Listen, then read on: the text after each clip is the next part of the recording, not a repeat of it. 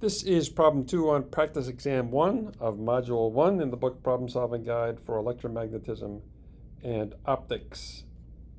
2-point charges are located on the x-axis, horizontal axis. There's a -6 nanocoulomb charge at 2 centimeters 0. A +3 nanocoulomb charge is located at -3, 0. If an electron were placed on the y-axis at 0.4 centimeters, what would be the net electrical force on it? Part B, completely different problem. Where could an electron be placed so that it would not experience any electrical force? What are the coordinates of the point? Let's focus on problem A. This is going to be a mathematical slog. You have to be patient and you have to be careful. A lot of opportunities to screw up. Let's start with a good diagram. There's our coordinate system, -6 at +2, 0, and a +3 nanocoulomb charge at -3, 0. All right, where's the electron? Up here on the y-axis at 0.4 centimeters. Let's put it in there. Now we can draw the force vectors. These are force vectors, not electric field vectors. This -6 nanocoulomb charge will push the electron. Like charges repel.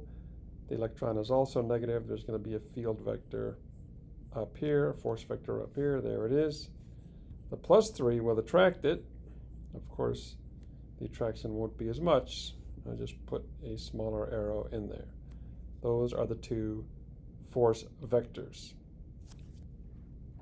We can calculate the magnitude of the force vector with the equation for the electric force.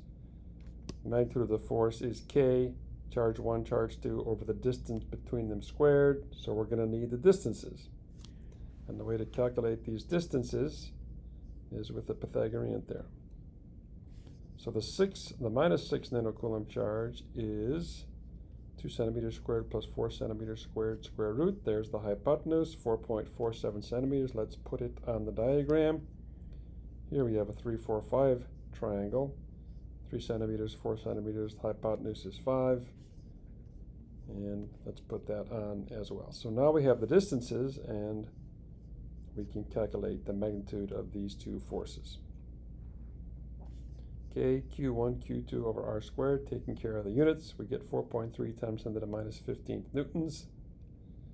It's a very small force, but the electron is so light, the acceleration would be huge. The magnitude of the electrical force between the electron and the +3 nanocoulomb charge is 1.7 times 10 to the -15 newtons. It's 5 centimeters away. And we put in the correct charge here. Now we have the two magnitudes of those vectors.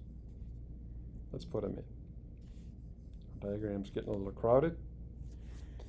Now we have to add these two force vectors to get the net force on the electron. And to do that, we're going to have to get the components.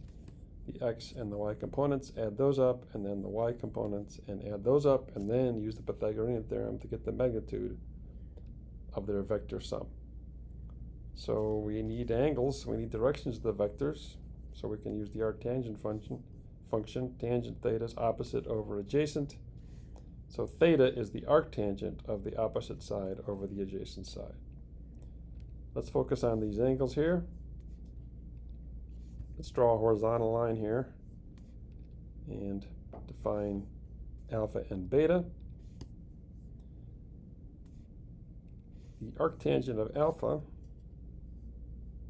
the arctangent is 4 centimeters over 2 centimeters is 63.43 degrees. That's this angle right here. And beta is the arctangent of 4 over 3. And that's 53.1. That's this angle right here. And we can put these angles up here. Alpha is this one, and beta is this one.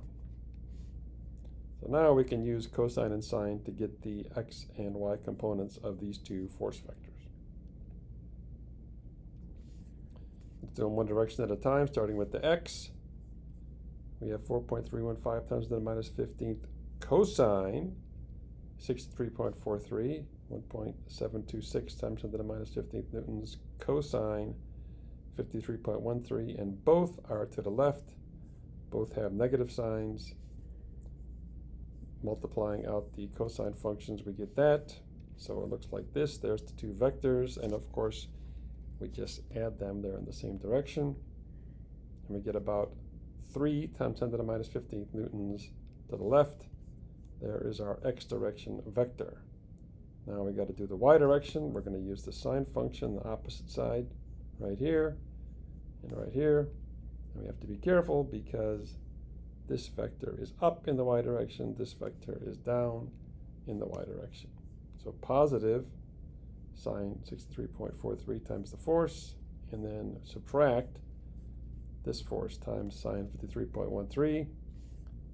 Those are the two magnitudes. It looks like this. One's up, one's down. And the resultant is about 2.5 times 10 to the minus 15th. And there it is. So now we have the x and the y component of the forces on the electron. We went from this, after we calculated the magnitude of the forces, to this.